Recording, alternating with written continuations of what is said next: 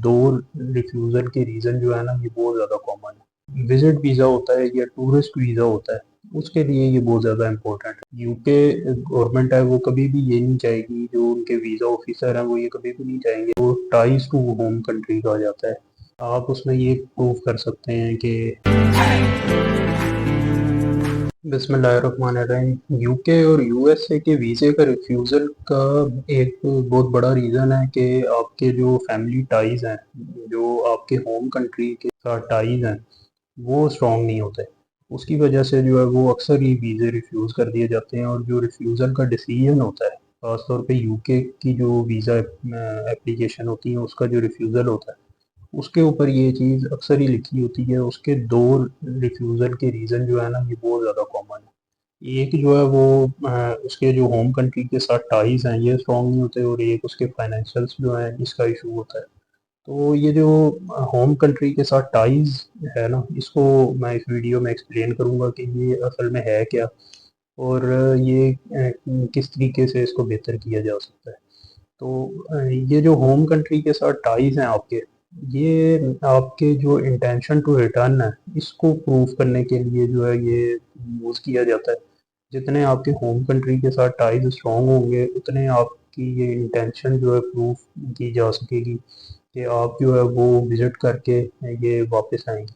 ये जो visit visa होता है या टूरिस्ट वीज़ा होता है, उसके लिए ये बहुत ज़्यादा इम्पोर्टेंट है क्योंकि जो यूके गवर्नमेंट है वो कभी भी ये नहीं चाहेगी, जो उनके वीज़ा ऑफिसर हैं वो ये कभी भी नहीं चाहेंगे कि आप यहाँ से जो टूरिस्ट वीज़ा लेके जा रहे हैं और वहाँ जाके जो है आप स्टे करें या वहाँ जाके आप जॉब ढूँढें। तो उन्हें ये आपकी इंटेंशन जो है ये आपने प्रूव करके देनी है कि मैं वहाँ पे जाऊँगा, विज़िट करूँगा और वहाँ से जो है वो विज़िट करके जो है वो अपने होम कंट्री जो है वापस आ जाऊँगा।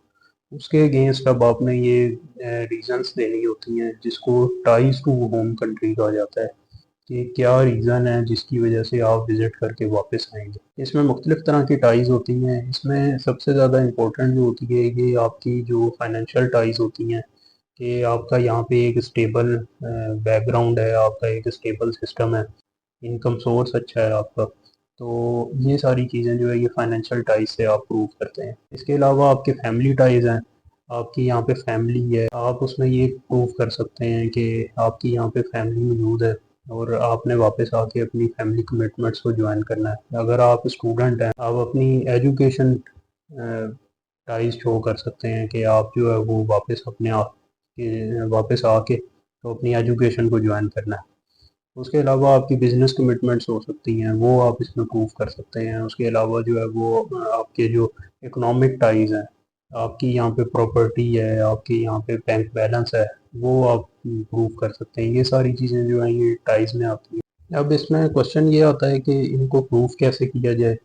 ये टाइज़ तो हैं लेकिन डॉक्यूमेंट प्रॉपर्टी के डॉक्यूमेंट्स भी सारे साथ अटैच करते हैं, एफआरसी भी अटैच करते हैं और बिज़नेस के डॉक्यूमेंट भी साथ अटैच करते हैं। फिर उसमें सैलरी स्लिप्स, बैंक स्टेटमेंट्स ये सारा कुछ करते हैं। उसके बावजूद जो है वो वीज़ा रिफ्यूज़ भी हो जाता है और रिफ्यूज़ल की रीज़न भी ये होती है कि आपके जो टाइज़ टू होम कंट्री है वो स्ट्रॉन्ग नहीं है।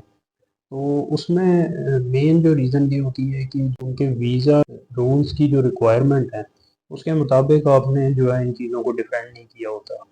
क्योंकि ये जो होम कंट्री के साथ टाइज़ हैं, ये वाला सेक्शन ऐसा है जिसमें जो है वो सबसे ज़्यादा टेक्निकल चीज़ों को देखा जाता है और इसमें जो है वो सबसे ज़्यादा जो है वो लोग फेक डॉक्यूमेंट्स का यूज़ करते हैं।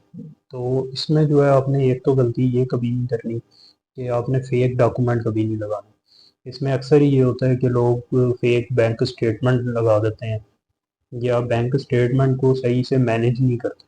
किसी से पैसे लेके रखवा दिए और उसकी बेस पे बैंक बैलेंस सिर्फ शो करके जो है वीज़ा अप्लाई कर देते हैं। तो अकेला बैंक बैलेंस जो है ये भी इम्पोर्टेंट नहीं होता, उसकी जो ट्रांजैक्शंस हैं उनको भी डिफेंड करना होता है कि आपके पैसे जो हैं वो आ किधर से रहे हैं, उसके पीछे क्या सोर्स है और उसके लिए डॉक्यूमेंट्री एविडेंस होना बड़ा ज़रूरी है।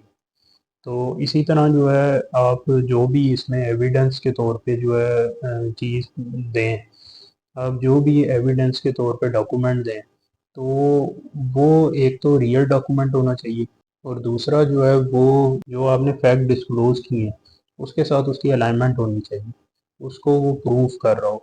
अननेसेसरी डॉक्यूमेंट लगाने को कोई फ़ायदा नहीं है। जैसे बहुत सारे लोग जो हैं ड्राइविंग लाइसेंस भी लगा देंगे, कोई उनके एजुकेशन क्वालिफिकेशंस हैं, डिग्रीज हैं, वो भी साथ अटैच कर देंगे।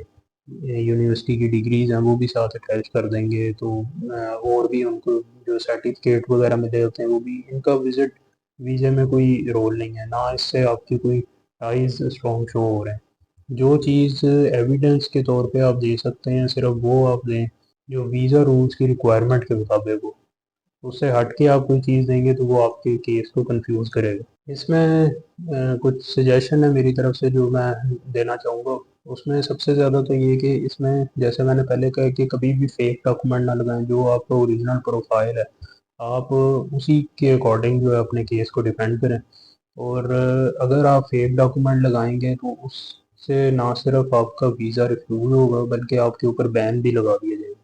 फेक डॉक्यूमेंट किस तरह के होते हैं कि जैसे मैंने बताया कि बैंक स्टेटमेंट, उसके अंदर ट्रांजैक्शंस फेक होती हैं। फिर उसके अलावा जो है वो सैलरी स्लिप्स फेक, या जॉब के डॉक्यूमेंट्स, कोई जॉब किसी भी कंपनी से लेटर बनवा लिया।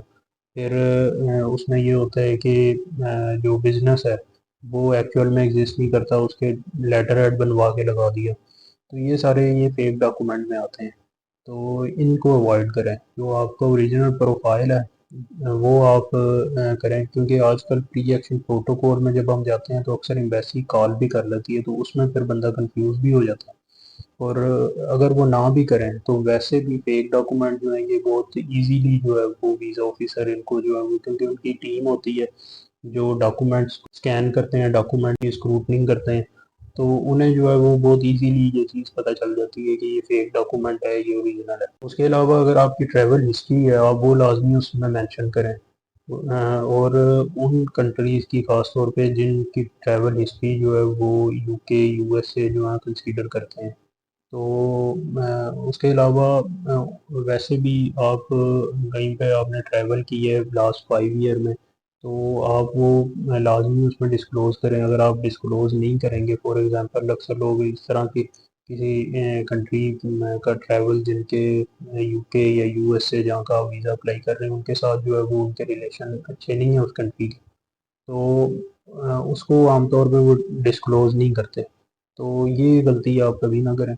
आप लाज़मी जो है वो ट्रैवल हिस्ट्री शो करें। ट्रैवल हिस्ट्री जो है उसमें भी नज़र आता है कि आपने ये विज़िट किया है और यहाँ पे ओवर स्टे नहीं किया और आप टाइमली वापस आए थे।